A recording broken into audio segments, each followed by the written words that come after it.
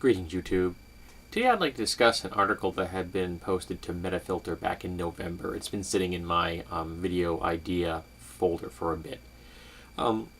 It discusses a book that deals with the paradox of hatred. Now, in the past, it was quite easy for two groups of people to be greatly separated by distance. Before the Age of Sail, or even in the beginning of the Age of Sail, getting from one place to another was difficult and time-consuming and quite possibly deadly. So getting information about groups that were very, far apart was difficult, and we often had myths and legends about those people way over there that, of course, in hindsight, seemed to be absurd.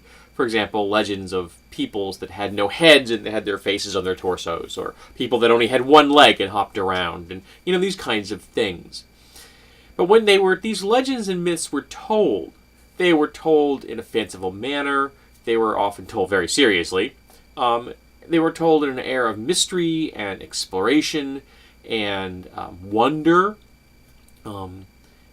They were told in a manner that conveyed that the speaker was fascinated by them, but potentially, didn't necessarily want to bump into them.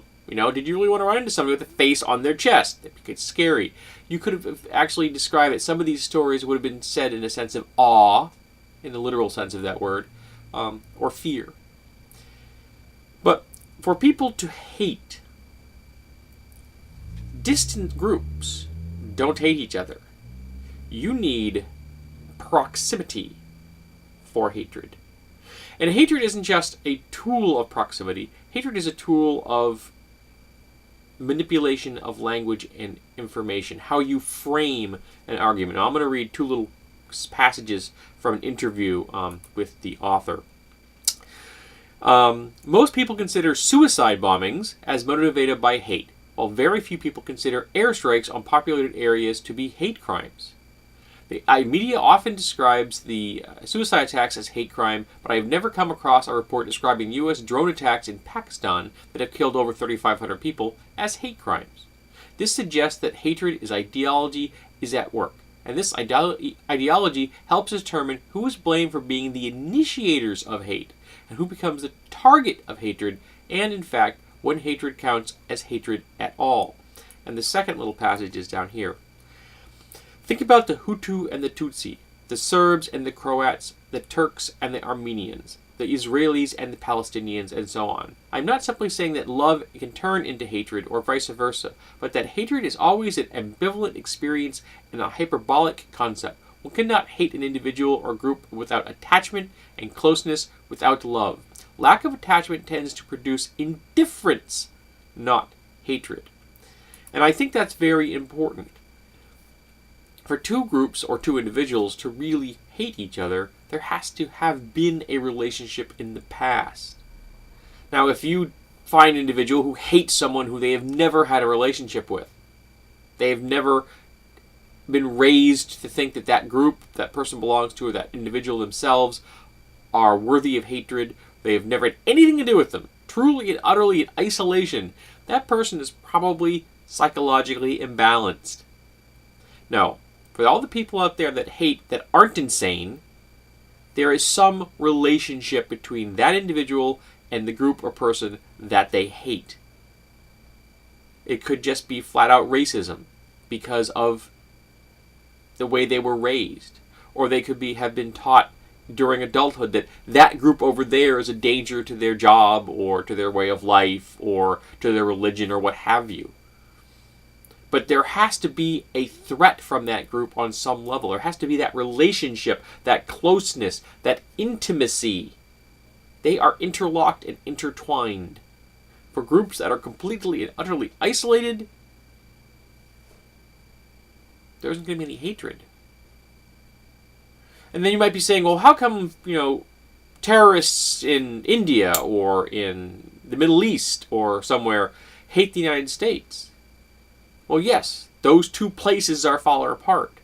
But in our modern world, and our political structures as they are, we are intimately linked. The United States has been mucking in the politics of other nations for a very long time. We have helped overthrow governments. We have helped attempt to overthrow governments. Remember, we helped the White Russians try to defeat the communists. Americans aren't taught that much in schools, in high school, but I can guarantee you the Russians are. We've been screwing in South and Central America for decades. Over 100 years we've been mucking with their politics. We've been screwing with the politics of Europe and the Middle East and Africa and Asia for as long as we've been in contact with them as a nation. Look what Great Britain did to China by importing opium. Yes, Great Britain imported opium into China. Most people don't know that, but they did. Now that kind of intimate relationship can be the foundation for hatred. So, what do we do? Well, that's a really complex question. Frankly, I don't have all the answers. But I know what we can do is we can stop mucking around with each other's lives. We can start seeing the other person as a person and not a figure of hatred. We can stop saying to ourselves, oh, they're out to get me. No, they're not out to get you. They're out to get through the day, just like you are. And if you remember that guy over there wants his day to end on a good note, just like you want your day to end on a good note, well, you're going to be a whole lot better off. That's the first step towards sympathy and empathy and compassion. And compassion is the one tool we have to save ourselves. When we can put ourselves into the shoes of another and see the world through their eyes, to see the world from what it's like to be oppressed by another group, to be politically manipulated by another group, to have your world changed by another group completely out of the blue. And it works both ways. We all need to do this. I'm not just talking about minorities being oppressed by majorities. I'm talking about minorities understanding why majorities do what they do, out of fear. It has been my contention for many years that when it comes to the frailties and faults of human interaction, at the very foundation of all the negative relationships that people have between each other is fear. And fear is very easily turned into hatred. So this is a part of discussion on politics and part a discussion on philosophy. So I'm going to throw up a link to the book in question and the quotes I just made. And I'm looking forward to people telling me, what are your thoughts on fear and hatred?